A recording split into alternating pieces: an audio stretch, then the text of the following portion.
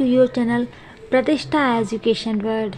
आज का हमारा टॉपिक है बीजीय व्यंजक। बीजीय व्यंजक क्या होता है, किन चीज़ों से मिलकर के ये बीजीय व्यंजक बनता है, इन सारी चीज़ों के बारे में आज हम डिटेल में जानेंगे। जैसे कि हमें कुछ लिखा होता है, ऐसे ये लिखा हुआ है 7x² माइनस xy की पावर -2 माइनस अंडर रूट में 5y।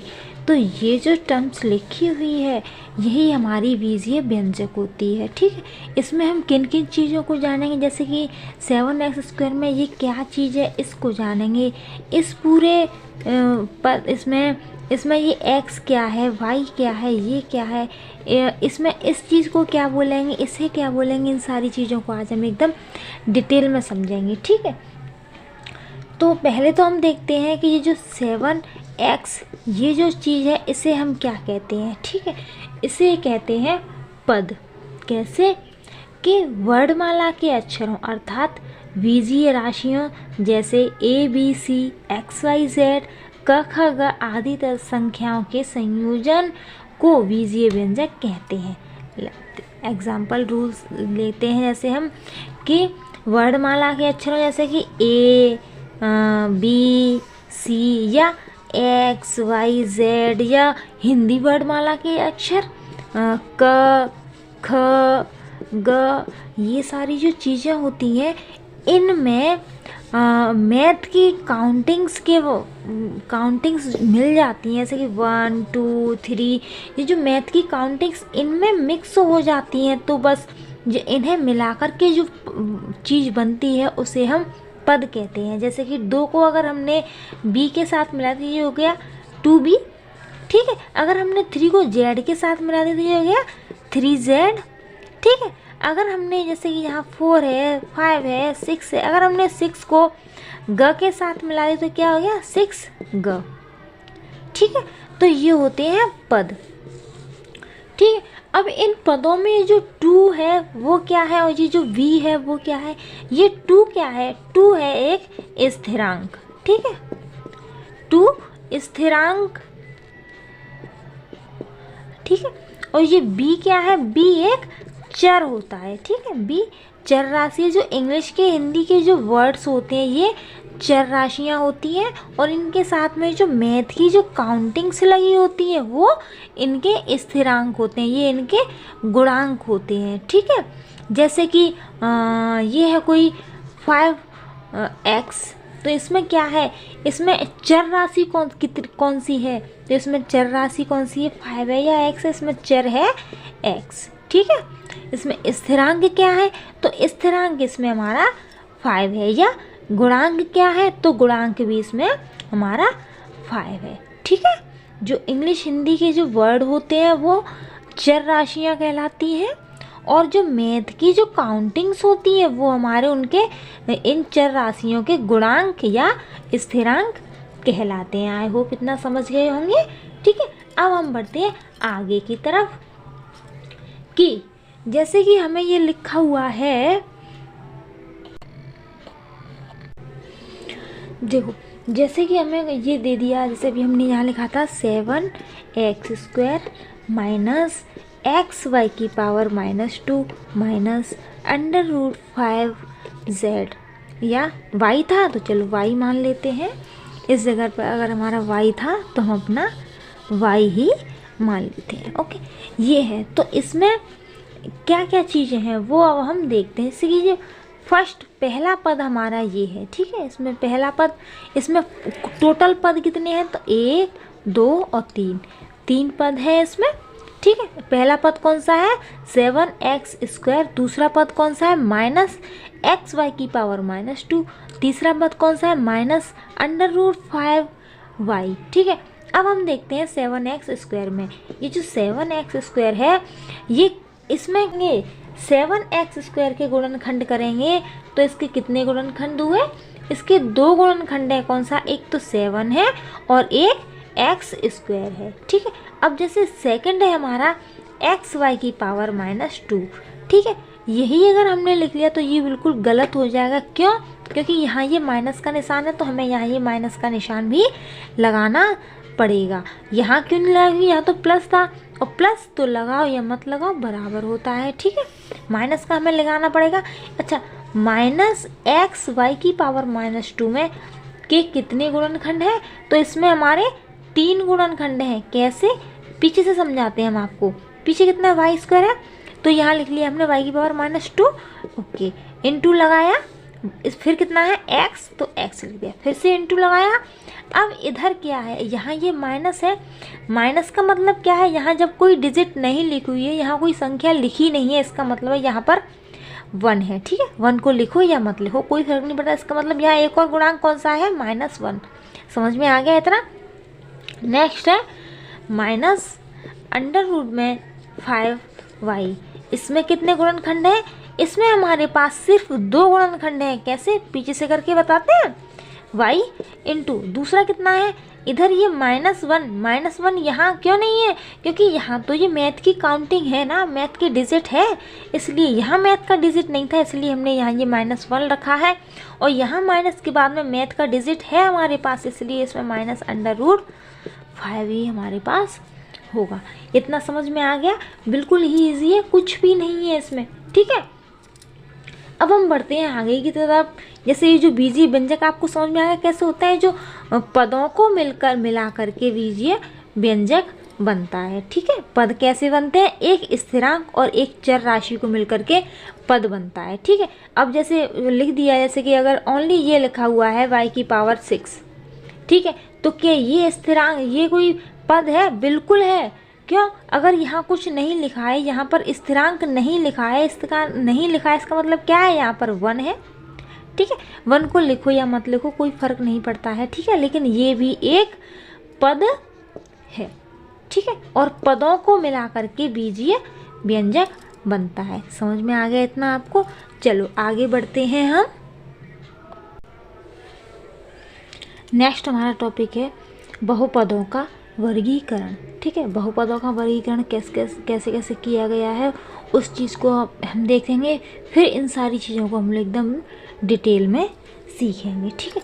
बहुपदों का वर्गीकरण 3 चीज़ों में किया गया है, 3 चीज़ों के आधार पर किया गया। फर्स्ट किया गया है पदों की संख्या के आधार पर, ठीक है।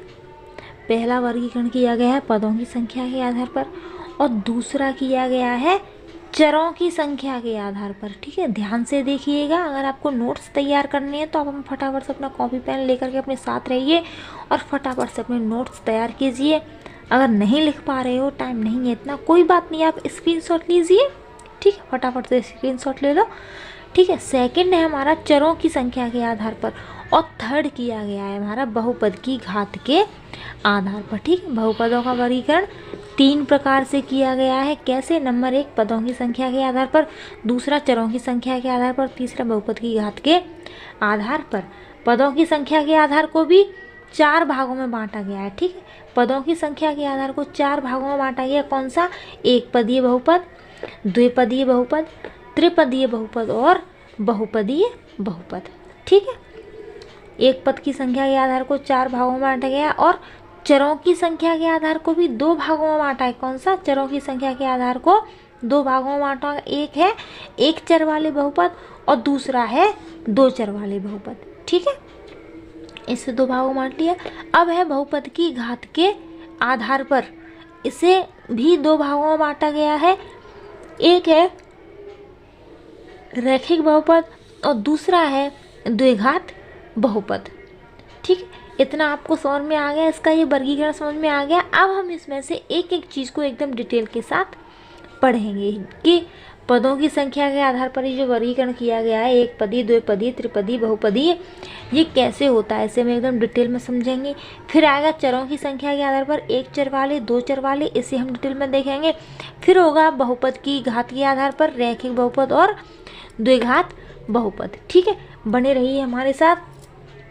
अगर आपने अभी तक हमारे चैनल को सब्सक्राइब नहीं किया है तो प्लीज़ सबसे पहले चैनल को सब्सक्राइब कीजिए और वीडियो को पूरा लास्ट तक ज़रूर देखिए, ठीक है। बीच में छोड़ करके न जाया करें वीडियो को। आप लोग जैसे बीच में छोड़ देते हो कि बस इतना ही बहुत है, वही सबसे बड़ी गलती कर देते हो आप लोग, कि सीखते तो हो लेकिन उस चीज़ को सिर्फ अधूरा ही सीख करके चले जाते हो, पूरा नहीं सीखते हो, ठीक है, आज से हम लोग हर चीज़ को एकदम पूरा सीखेंगे। ज़्यादा से ज़्यादा वीडियो को लाइक कीजिए, शेयर कीजिए और प्लीज़ चैनल को सब्सक्राइब जरूर कीजिए, जैसे कि आपको मैथ से रिलेटेड हर तरह के क्वेश्चंस को सॉल्व करने के लिए ये एक एकदम बेस्ट प्लेटफॉर्म है।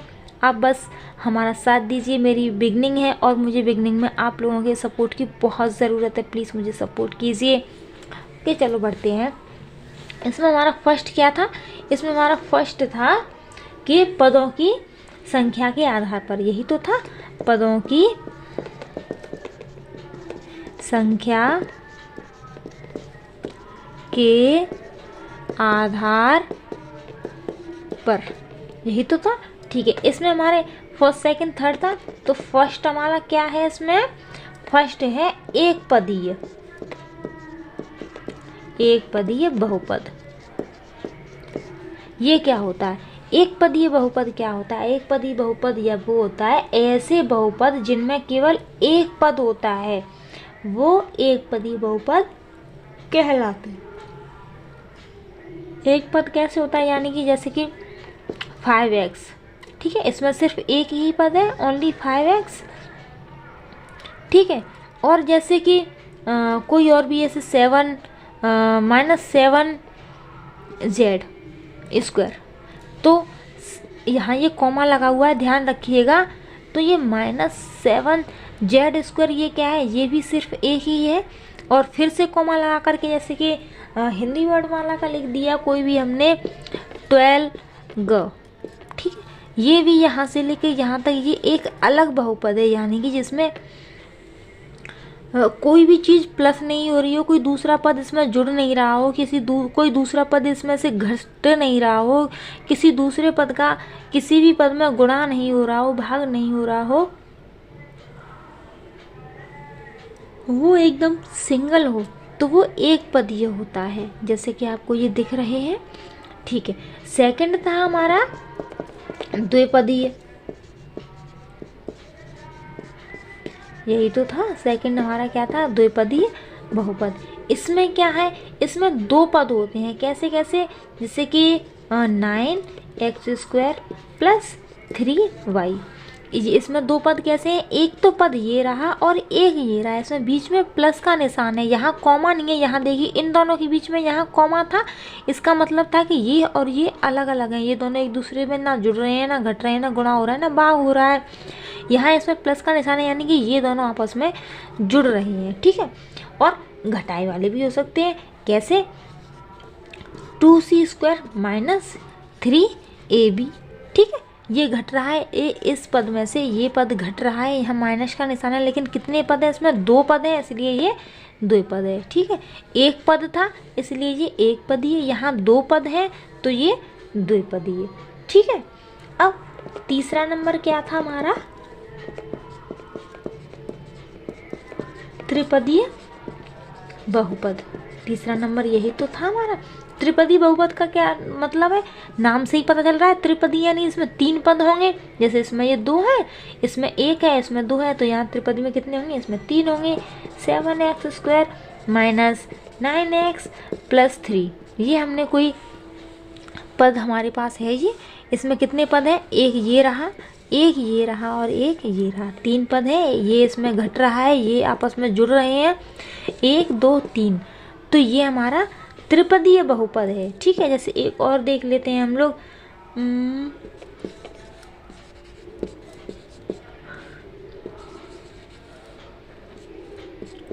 ठीक।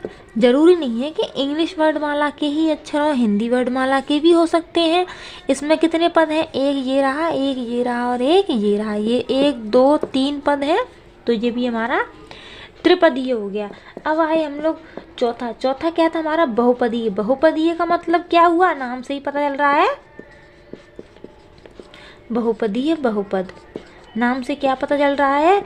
बहुपदी का मतलब जिसमें 1 2 और 3 से ज़्यादा जिसमें पद हो वो बहुपदीय है। जैसे कि 3 से ज़्यादा पद हो, अगर एक हुआ तो वो एक पदी है, अगर दो पद हुए तो वो द्विपदी है, अगर तीन हुए तो त्रिपदी है। लेकिन 3 से अगर ज़्यादा हुए तो वो उसमें कितने पद होंगे? अगर 3 से ज़्यादा पद हुए तो वो कौन सा होगा? वो होगा बहुपदीय। जैसे कि x² - 7x 7x तो ये है, यहाँ पर y होगा, यहाँ पर y² minus 3z plus 2xy। ठीक है, ये 3 से ज़्यादा है इसमें, 1 2 3 4 है इसमें। ठीक है, 3 से ज़्यादा हो गए तो ये हमारा बहुपदी हो गया। अब यहाँ ये 4 है, 4 की जगह पर 5 भी होते से माइनस के 6yz।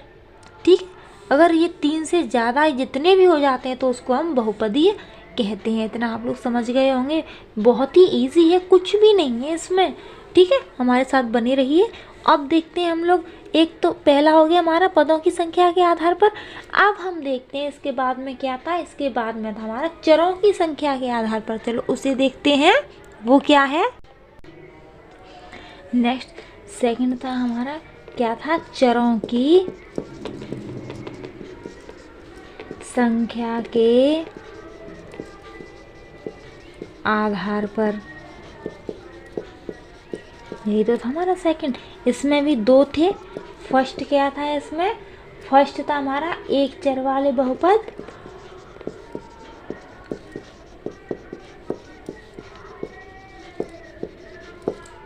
तो पहले हम देखते हैं एक चर वाले बहुपद कौन कौन से कैसे होते हैं।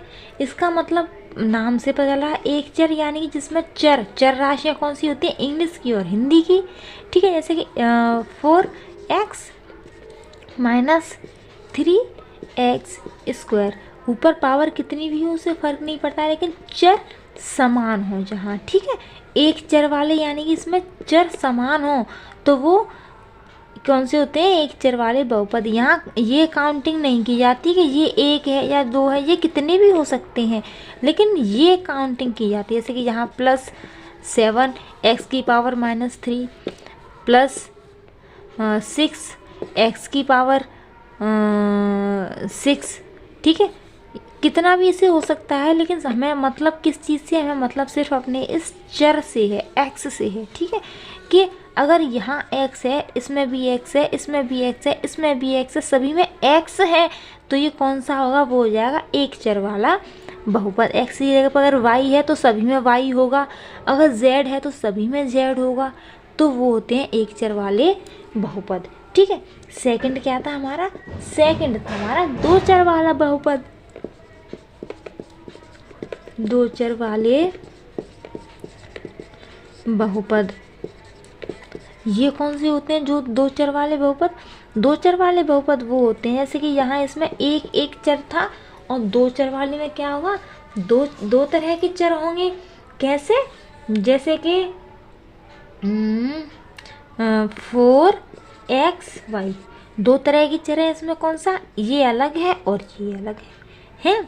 ये तो ये हो गया। अगर एक ही साथ है, अगर एक साथ ना होकर के क्या इनकी तरह हुए तो कैसे हो सकते हैं, जैसे कि 3a प्लस 6b। ठीक है, प्लस 9। ये एक चर वाला तो नहीं है ना, तो इसमें ये दोनों सेम तो नहीं है, अलग अलग है। ये 2 चर वाले बहुपद हैं, इसमें 2 अलग अलग बहुपद चर हैं, ये चर अलग है, ये 2 चर अलग हैं। जैसे कि हिंदी वर्णमाला का भी एक लेके आपको समझा देते हैं हम। 7 प्लस 9 प्लस 3। इसमें भी क्या है, ये देखो, इसमें स्क्वायर है और इसमें और ख 2 अलग अलग चर है, और यहाँ पर ये देखो, समझ में आ गया इतना आपको। 2 चर वाले बहुपद का मतलब क्या है, जहाँ चर 2 अलग अलग होते हैं। ठीक है, 2 अलग अलग होते हैं, वो होते हैं 2 चर वाले बहुपद। अच्छा, 2 चर की जगह पर 3 चर वाले भी हो जाते हैं कभी कभार, तो वो त्रिचर वाले बहुपद हो जाते हैं। जैसे कि 4xyz, तो ये त्रिचर वाले बहुपद हो गए। 9x plus 7xy minus z, तो ये 3 तरह का होगा, 1 2 और 3, तो ये त्रिचर वाले बहुपद हो गए। अगर 3 की जगह पर अगर 3 से ज़्यादा होंगे, तो जैसे वो हमारा था ना बहुपदी बहुपद, उसी तरह से ये हो जाएगा बहुचर वाले बहुपद। ठीक है, समझ में आ गया इतना। ओके, एक लास्ट और बचा है, लास्ट हमारा कौन सा है उसे और हम देख लेते हैं। बहुपद की घात के आधार पर हमारा तीसरा नंबर था। उसमें क्या है, रैखिक बहुपद हमारा फर्स्ट था। तो रैखिक बहुपद का मतलब क्या है, ये हमें क्या करना है, बहुपद की घात के आधार पर लेना है। रैखिक बहुपद मतलब जैसे कि हमें कोई इक्वेशन दी हुई होती है, हमें कोई इक्वेशन दी थी x + y - 1। इसमें क्या है, रैखिक बहुपद की हमें घात के आधार पर, यानी जिसकी पावर 1 होती है। यहाँ इसकी पावर लिखी नहीं है, इसका मतलब यहाँ इसकी पावर 1 है। इसकी भी नहीं लिखी, इसका मतलब यहाँ पर भी इसकी पावर 1 है। ठीक है, जहाँ